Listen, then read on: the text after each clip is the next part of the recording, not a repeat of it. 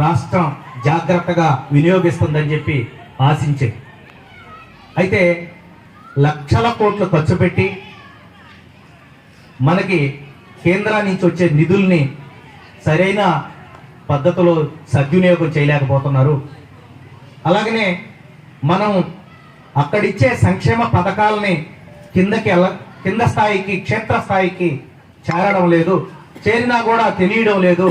కాబట్టి ఈ వికసిత భారత్ సంకల్ప యాత్రని ప్రతి గ్రామానికి వెళ్ళాలా, ప్రతి పల్లికి వెళ్ళాలా, అలాగనే టౌన్లో ప్రతి వార్డుకి చేరాలా. అనేక మంది నిరక్షరాస్యులు ఉంటారు, కొంతమంది వీటిని గురించి అవగాహన లేకుండా ఉంటారు. మహిళా మూర్తులకి ఈ విషయం ముఖ్యంగా ప్రతి విషయం కూడా తెలియాలనే ఉద్దేశంతో ఈ యొక్క సంకల్ప యాత్రని ప్రవేశపెట్టడం జరిగింది. అయితే ఈ వికసిత భారత్ సందర్భంగా ఒక్కొక్క ప్రాంతంలో అంగన్వాడీకి సంబంధించి కానీ, హెల్త్ డిపార్ట్మెంట్కి సంబంధించి కానీ, అలాగనే విద్యాపరంగా కానీ, అలాగనే గ్యాసులు, మనకి గ్యాస్ ఏజెన్సీలు ఎన్నైతే ఉన్నాయో అన్ని రకాల గ్యాస్ డీలర్లు ఇక్కడికి రావాలి. ఇవ్వకపోతే ఇప్పుడే ఇవ్వాలి. స్పాట్లో ఇచ్చేదానికే ఈ సంకల్ప యాత్ర పెట్టింది. అలాగనే డాక్టర్స్కి సంబంధించి అర్బన్ హాస్పిటల్స్ ఉన్నాయి, ఆ డాక్టర్స్ ఇక్కడికి రాలేదు. ఇది చాలా ప్రధానమంత్రి ఎంతో ప్రతిష్టాత్మకంగా తీసుకొని ఇంటింటికి చేరాలా, ప్రతి వీధికి చేరాలా, ప్రతి ఒక్కరి దగ్గరికి చేరాలని ఒక సంకల్పంతో ఈ వికసిత భారత యాత్రని ప్రవేశపెట్టడం జరిగింది.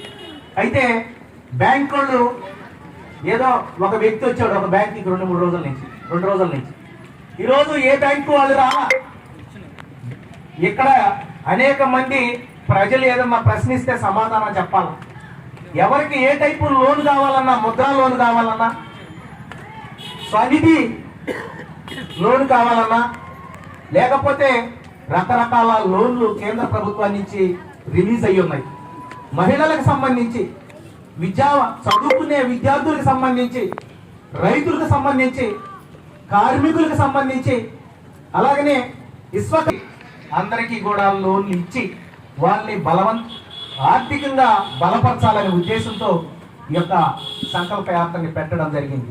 అయితే దురదృష్టం ఎందుకో తెలియదు, కానీ మరి రాష్ట్ర ప్రభుత్వం కూడా ఎలానే చేస్తుందో మాకు తెలియదు.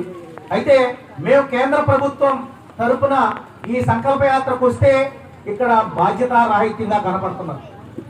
ఈ బాధ్యతారాహిత్యాన్ని మేము కూడా అందరికి తెలియజేయాలి.